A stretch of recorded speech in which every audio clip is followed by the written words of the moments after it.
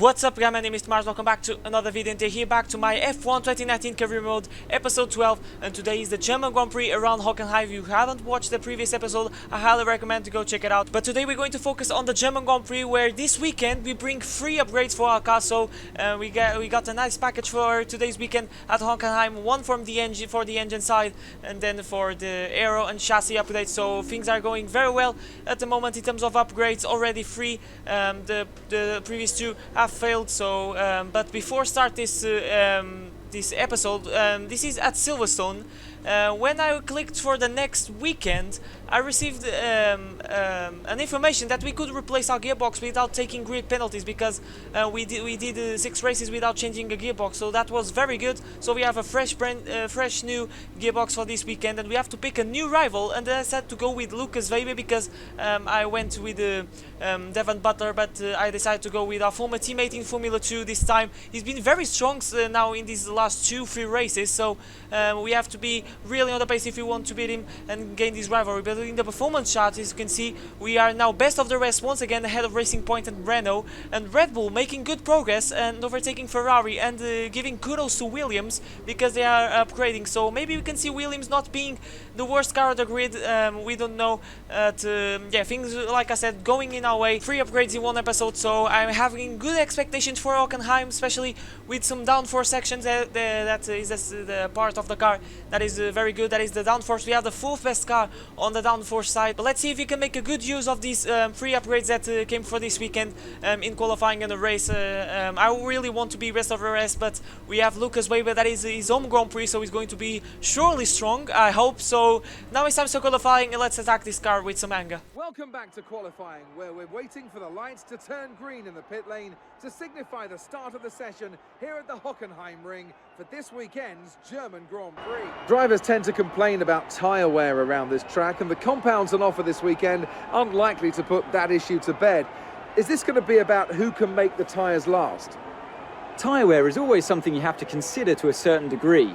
Finding a good car balance that suits the circuit will help prolong the life of the tyre, but it's true that some circuits, such as this one, are more challenging than others.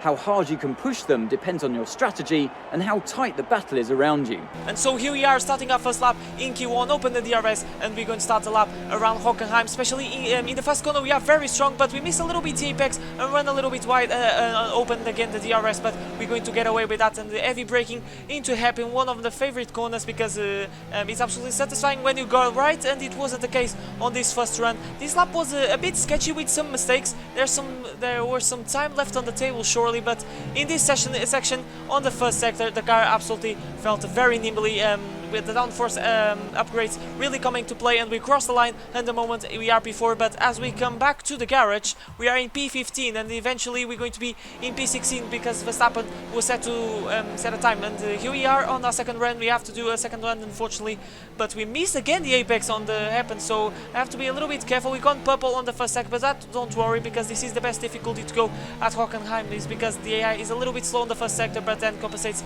in the last 2. But we're going to cross the line, and it's P10, and we are through into Q2. So I don't know if you guys saw, it started to rain, so we're going to have a rainy session in Q2 and Q3. So the tire management on qualifying is not going to be a factor, so I wasn't worried of using a second set of soft tire. I just was a little bit worried because the track was starting to be a little bit damp, as you can see now. Doing my first run on Q2, it was in that time that it was into slicks. It was very uncertain, but the track felt pretty reasonable with a soft tire for the slicks. So here we are in the final corners. We have the DRS is still enabled, so FIA thinks that it's still safe to have the DRS deployed despite the rain. And we're going to cross the line, and it's P2, and Lucas Weber in P3, so he's very pacey at this moment, as well for my teammate that is into Q3 for the first time this season, or at least for a long time. So, and surprise, surprise, that Ferrari is out of Q2. So Ferrari has a lot of work to do in this race, but a huge surprise, not just because of Ferrari, but of my teammate and Lucas Weber, that are very pacey this weekend. So let's see if we can have an exciting race. But as you can see, in my first run on Q3, we ran a little bit wide on the fast right-hander, and here we'll go. Lucas Weber at the moment in provisional pole. Let's see if we can beat him. At the moment, it seems that, and we are actually behind Nico Hulkenberg in P4, so, and now it's Valtteri Bottas in first place. So we are doing a second run. No, we didn't go to the pits. I'm trying already a second run, but these intermediate tires has seen better days, and we go to cross line, and at the moment we remain in P7, and my lap was with a few mistakes. I was trying to push the limit, and then we came back to the pits, and we are doing our final run with the brand new set, with a fresh set of intermediate tires. At the moment we are 5/10 up, so we are doing a fantastic time. Let's see if we can put at least ahead of Hulkenberg and Lucas Weber. So here we are on the first corner, open the DR. Okay, no, there's no DRS open, so, and we are in P3 ahead of Pierre Gasly. So this Toro Rosso feeling very nimble on wet conditions. So we are in P3, but I think some guys have to set the times as well for Lewis Hamilton, I believe. So we are doing our last run. We are losing a time slightly. Now we are improving, but we got a little bit caught on the curb, and we're going to cross the line. We're not going to improve, but it's going to be enough to put us in P6. So a very successful qualifying. Yeah, we had the Ferraris, but unfortunately we not been beaten not just by Lucas Weber, but by Nico Hulkenberg. So the Germans are absolutely outstanding this weekend at Hockenheim. It was actually a surprise to me, like being in P3. Yes, Hamilton would set the time, and almost surely that he was going to overtake us, but yeah, I wasn't expecting P6, to be honest. I wanted to be ahead of Weber, but let's see what we can do in the race. I think I'm feeling very confident, you know, and kudos to my teammate Alex Albon qualifying in P8. So I really hope that he scores points, because we need for the Constructors' Championship. The last time that he scored was back in the Monaco Grand Prix. So now it's time for the race. Let's see what we can do. I really hope to finish ahead of Weber, because now we have a new rivalry against him, and the objective for this weekend is being best of the rest. So it's time for the German Grand Prix. Let's get into it. There's nowhere at all I'd rather be today than here at Hockenheim for the German Grand Prix. We have an incredibly competitive field this year, which means we should be in for a treat. And judging by the sea of people filling the grandstands, there's a fair-sized chunk of Germany that agrees with me. With average lap speeds of around 130 miles per hour, the Hockenheim Ring is a quick circuit with a lap distance of 2.8 miles, around 17 corners. The main DRS zone through Parabolica leads into the hairpin for the best overtaking opportunity on the track. Anthony Davidson, a very warm welcome to you as you join me in the commentary box for today's event. Let's talk about Thomas. As with all the drivers at this level, they have a lot of ambition, but Formula One's a daunting step up from any other series, so expectations are high right from the start. That's right, it is a difficult environment to come into. In junior categories, you're competing against drivers with similar levels of experience, but some of these guys in Formula One have been there for over a decade. But I have to say, in this case, it's so far so good. Let's run you through the driver grid order for today's exciting race. Max Verstappen put in a fantastic lap yesterday, and he starts from pole position. And it's Valtteri Bottas that completes the front row. Considering the rest of the grid, we have Weber, Hulkenberg, Thomas, and Gasly, Albon, Hamilton, Butler, and Lance Stroll, Norris, Vettel, Charles Leclerc, and Perez, Raikkonen, Ricciardo, Kevin Magnussen, and Roman Grosjean. Russell and Robert Kubica takes the last spot on the grid. And with preparations almost complete, let's head down to the track. And after some grid penalties of the front runners, we're going to start in P5, and Lucas Weber is going to start in P3. So we have a good chance to score some good points in the race, but we have to bear in mind with the guys with the grid penalties that are going to start behind us. They're going to be charging through the field, but strategy for today is a 2-stop. But I think we can switch for the softs to the hard tires, but we're going to see as we go, as the laps gone through the race. So here we are, ready to the start of the German Grand Prix, 34 laps ahead of. Let's see if you can finish ahead of Lucas Weber. Would be very good. 5 red lights and away we go. And it was a slow start. Yes, the reaction wasn't very good, and it was an absolute terrible start. And we are down into P7 as we're going to turn 1, and we're going to go round the outside of Pierre Gasly, touching a little bit on the side pod, a little bit too opportunistic, but needs must. We have to defend these positions because these guys are so much faster, and the first lap is always very important. So going side by side with Nico Hulkenberg, squeeze a little bit to the curb, and now it's going to be a drag race through this long left-hander that is not even the corner, and we already overtook him before the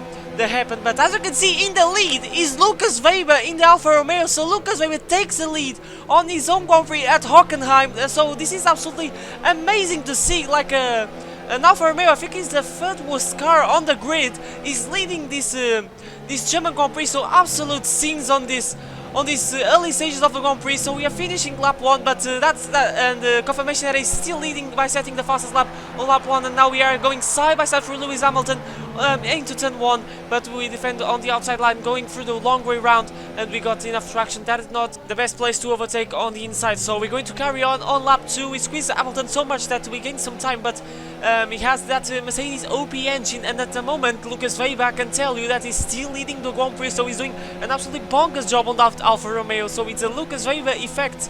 If you don't know what that is basically Lucas Weber is absolutely OP. I think that's a glitch on F1 games, I don't know, but we're going to carry on. And now Max Verstappen, confirmation that he's the fastest man on the track, and sooner or later he's going to overtake the German, but at the moment we have to focus on defending this P4, but I think it's going to be of Hamilton sooner or later, because that's a Mercedes engine. We've been doing very good progress on the last few races on this Toro Rosso, but a Mercedes at the moment, so we let Hamilton by very easily, and now we have DRS, and we're going to use Hamilton as a tow, so playing a little bit strategic, but now we're going to try to take the position back as well, and then we're going. My plan is doing this lap after lap, and see if we can gain some time on Bottas or even in Lucas Weber, because if we can continue to do this, I think we can catch the German, and that's my main objective for this race. And there he is on the replay cameras, leading the Grand Prix, but now lap 4, there's Hamilton again on the inside, but like I said, it's not the best option, it's not the smartest way to overtake a car. And now I receive a message from Jeff giving the option of making a one-stop, so that's very interesting, and I decided to accept, because I think this is the best way to go around the German Grand Prix. So I'm a little bit concerned, because, and there goes Hamilton on the inside, so I decided to let go a little bit more sooner to see what happens, but I'm a little bit concerned, like I said, because going on the outsiders is a huge risk, and around Hockenheim I think the two-stop is the best option. We're going to take the gamble and going to the one-stop strategy. So this is for the lead of the race, Max Verstappen on the outside of the Alfa Romeo. Somehow Lucas Weber gets the traction, because Verstappen was on the curb, and now he's definitely much closer on the next lap. So maybe that's it for Lucas Weber. Is going to lose the lead of the German Grand Prix to Max Verstappen. He has absolutely no chance to defend that off. The Red Bull is so much superior than the Alfa Romeo, but still, that's an amazing scenario to see. Formula 1 1.5 car in Season 1 leading a Grand Prix. That's absolutely, it started should be amazing, but unfortunately I didn't get the replay of his stats, so sorry for that. That would be he jumped from P3 to P1, so just to see. So it was an absolutely bonkers start, but now we're being pressurized by Nico Hülkenberg on lap 6, and there he goes on the outside line as we go into the hairpin, and we're going to defend on the inside, pinch him out, and we squeeze it so much that now Alex Albon takes the position, as well Pierre Gasly. So yeah, maybe a little bit rude for me, but we need to defend this position. At the moment, in these last laps of the first stint, I'm struggling a little bit, and as you can see, this is Alex Albon. This is 2 laps later. He was overtaken by Gasly, but now Albon is fighting back a Red Bull, so finally it seems that my teammate is doing a fantastic job on that Toro Rosso, and out of nowhere goes Devon Butler on the inside, not just of Nico Hülkenberg, but of Pierre Gasly as well, and unfortunately he didn't get the move done. He got caught on the curb. I think that's the worst thing that you can do on the exit of a corner, that is put the wheel off to the curb. You're definitely not going to have some traction, and the beginning of lap 9 we're being pressurized by Pierre Gasly as the front runners are starting to make their stops, and at the moment we are in P3, but as we come out the pit we should be in P5 or even P6, because I think Gasly is going to jump us, and I don't want to give a big fight, because it's a Red Bull. We have to behave well in front of the Red Bull family, and there it goes on the inside. Beautiful camera shot on the straight. He has the DRS, a little bit of a slipstream. He's going defensive, but I'm not going to do anything.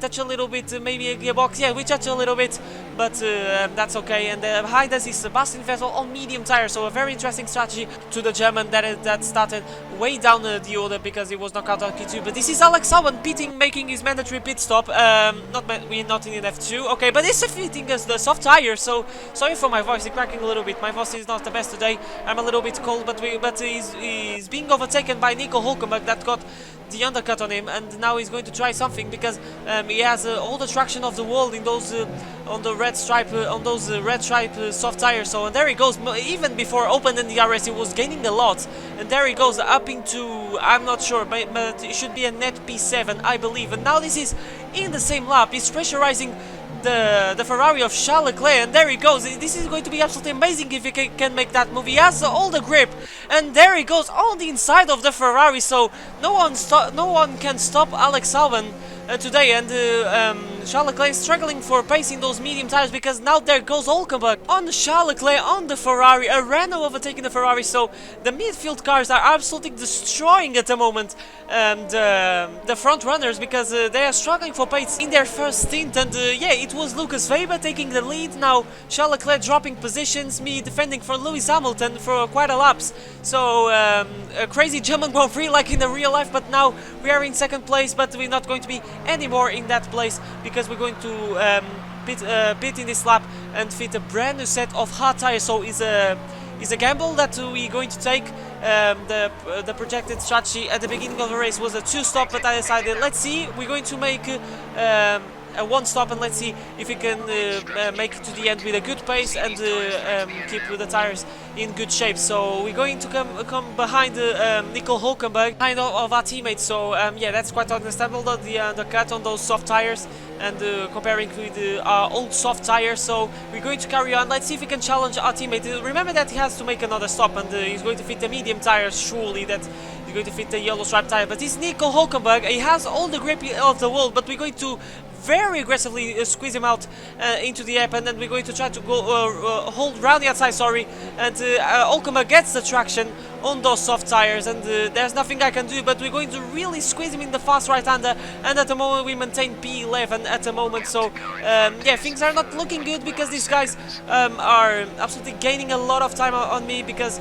that's two softest compounds comparing to me, and they are like 1.5 seconds faster per lap, or even 2 seconds. So, but now there goes Hulkenberg. I don't have absolutely any chance, and this is Daniel Ricciardo. That's off on the medium tire, so he's in the 2-stop, and yeah, clearly he's faster than us. So I'm starting to think that this 1-stop strategy was a bad idea from Jeff, but now we have to carry on because we're going to till the end of the Grand Prix in this set, and there goes Ricciardo going side by side, not anymore with the DRS open, but we're going to try to defend by going down of this side, try to fight back. We're going to squeeze very aggressively. We made contact, and we're going to squeeze very aggressively. We made even more contact, so yeah, I'm being too aggressive, and now we're going to try on the inside, all on the inside. We're still side by side, and now he has the inside line, but I think we have the better line, we have the better traction on the outside line, and we remain in P12. So yeah, there are some guys there, they have to make their stops because they started on the mediums, but yeah, I think we're going to drop some positions if it continues like this, because at the moment pace is not very good, I can tell you. And there goes Ricciardo once again, but we're going to very aggressive switch on the inside, and at the moment there's now there's no contact, squeezing very aggressively, so much that Grosjean now gets P13. And yeah, needs must, I have to be very aggressive. So now it seems that we have some yellow flags, and now we have a virtual safety car. At the moment I thought that I should pit because I had absolutely no pace on the hard tires, but I thought that was a bad idea, and that's Nico Hulkenberg that unfortunately is out of his own Grand Prix. So yeah, very unfortunate, but we're going to carry on, and at the moment we are in P11 thanks to Hulkenberg's DNF, but now we are very close. Grosjean is very close to our gearbox, and now it should be a pretty easy move with that Ferrari engine with the help of the DRS, and there he goes side by side, very close to his side pod. Grosjean being very aggressive, but we're going to be aggressive, get a taste of his own medicine and try to get that position back, but unfortunately I didn't have the brakes to do that, and we are dropping to P12, but fortunately we didn't drop to Ricciardo. So now Grosjean is pitting, Ricciardo is going to pit, so it's time for the medium runners to make their stops. and we're going to be promoted into P8 or something like that as we going through turn 1. At the moment we are in P7, but behind us is Sergio Perez on a brand new set of all tires. Their tires are like 12 laps younger, so we're going to probably have a fight with him, but we jump Bottas on the pit because he is absolutely nowhere near, and in this race he dropped a lot of positions now. I think he's in a 2-stop, but it should be a pretty easy move for the Mercedes. Already behind us, he has the grip, he has the tires, he has the car, he has the engine, he has everything. He has the RS very close. We banged tires a little bit, and there goes the Mercedes. I can't do anything, and at the moment I can tell you that Lucas Weber is still ahead of Valtteri Bottas, so we're not going to be best of a race or even beat him on this Grand Prix. And there goes Sergio Perez with the help of the DRS. We are doing everything. We are rich mix, we are in overtake mode, and now my teammate is going up of inside, not just of me, but of Sergio Perez. So no, our teammate is absolutely on fire in this episode, and there he goes on my inside, now on the inside of Perez, so he can give maybe a little help. I squeeze him off, but they are still side by side actually. So but Albon now has the inside line, and there he goes up into P7. So finally my teammate, it seems that he's starting to show some pace and he's in the points paying position. So by seeing my teammate in this race much faster than him, maybe I can conclude that the 2-stop was the best option, and this gamble is not paying off at the moment. And there goes Sergio Perez. I decided to take turn 1 very aggressively, and we were side by side, and now we're going to have DRS once again. I decided to back off to have the DRS, playing a little bit smart. Let's see if we can finish ahead of the Mexican that has absolutely good pace in his racing point. In these our tires that are 12 laps younger than our tires, and we're going up off inside into the app and very close to the gearbox of our teammate Albon, squeeze him into the curves, and we remain in P8. And this is some laps later in lap 30, and Sergio Perez he comes back for more, and there he goes. He's going to come back from a long way back. I'm using the higher engine as I can and saving in the rest of the lap to have enough ERS to defend from the racing point and really squeeze him into the happen. So yeah, playing very aggressive, but that's how things are in the midfield, to fight for every single point. Maybe if I was in a top 3 team, maybe I wouldn't be that aggressive, I don't know. But we're going to focus on our race. We are in the Toro Rosso, we are in the midfield, and this is lap 32 once again. Sergio Perez 2 laps later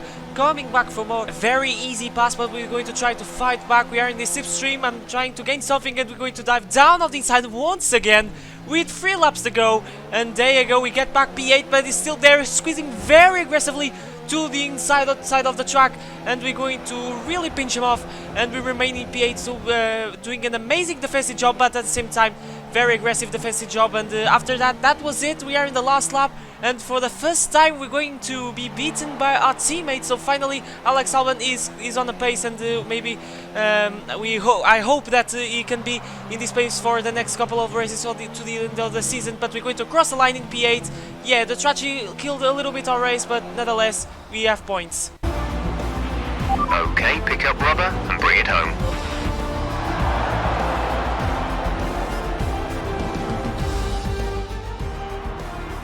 It was a magnificent race and a drive right out of the top draw to take the win for Red Bull today.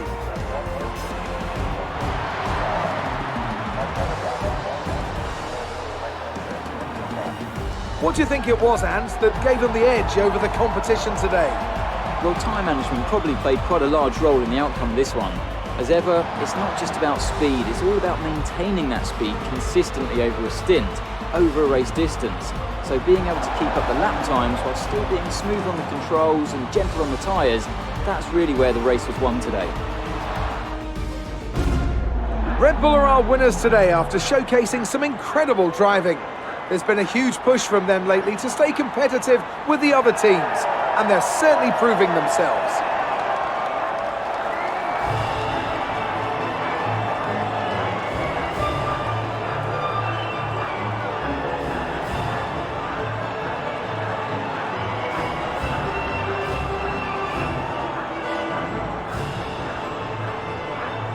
bit disappointed, but yeah, that's how things are. But at least we got a double point finish for Toro Rosso. The last time that happened was at the Monaco Grand Prix, so it was like episode 7 or 6. But yeah, very happy. It was actually a very interesting race and a very exciting race, very unusual, because we saw an Alfa Romeo of Lucas Weber, our former teammate, leading the Grand Prix, and then the Ferraris were absolutely nowhere near, especially Charles Leclerc that finished in P13 outside of points. But now unfortunately we dropped behind Lucas Weber, and now we are 3 points away of the German. So we have some work to do. I think this is going to be pretty tasty in the next couple of races between me and Lucas. So let's see what we can do. The next episode is going to be around Belgium, but things are looking good. Yes, and the overtook Racing Point because yeah, that double point finish really came and ended. So I hope that our teammate can start to show some results, because I think we are capable to overtake the Alfa Romeo team. Amazing performance out there. I'm sure you're pretty happy with that. It was more like dodgems than Formula 1 today, wasn't it? Here I decided to be honest, yeah, it's just friendly nudges, it's Formula 1, just a little bit of contact, but unfortunately our team didn't like the answer, and we received their reputation disgracement. Your former teammate Lucas just moved ahead of you in the points. What happened? Yeah, unfortunately the pace on the hard tires, I couldn't get the most of the car, and unfortunately my team didn't like this either. You had a close battle today, didn't you? And here I decided to be a little bit of more sportsmanship, be a little bit nice, a little bit of fair play to my teammate, and we took the right hand side option. Great. Well, that's everything. And with that, we conclude episode 12 of my F1 2019 career mode, guys. Thank you so much for watching. Leave a like if you enjoyed, subscribe to channel if you to see plenty more Formula 1 content. It really motivates me to make more. I know that I missed a little bit of career mode. I wasn't very consistent in these last few days, but I promise that I'm going to try everything. It's just, yeah, university first weeks is always a roller coaster. Yeah, just to let you guys know. Now I'm on university, is my first year, so these first weeks are being like crazy. So, but I'm going to try to bring career mode a little bit more frequently. Actually, I have the next episode ready, it's just commentate. So maybe this week I can put a second episode. That would be ideal. I think for me the ideal is just put 2 episodes per week. So I'm going to try that, but I don't promise. At least 1 per week is going to happen. So now, as you can see, we are on the R&D tree, and we're going to buy a mine upgrade for the chassis part of things, and should be ready for the next episode. That is going to be the Hungarian Grand Prix. We're going to use our old power unit. It's going to be the last race probably, because yeah, Hungary is just a Monaco without barriers. The straights are not a thing. You just need some downforce. So yeah, it's the Monaco like without barriers. So, and this chassis upgrade is going to really come in handy for the next episode. But yeah, things going our way. We got beaten by Lucas Weber. That's not ideal, but let's see what we can do in the next episode around Hungaroring. But for now is everything, guys. Once again, thank you so much for watching. But now it's time to say goodbye. My name is Smash, and I'll see you guys for a brand new video next time. But for now, it's goodbye.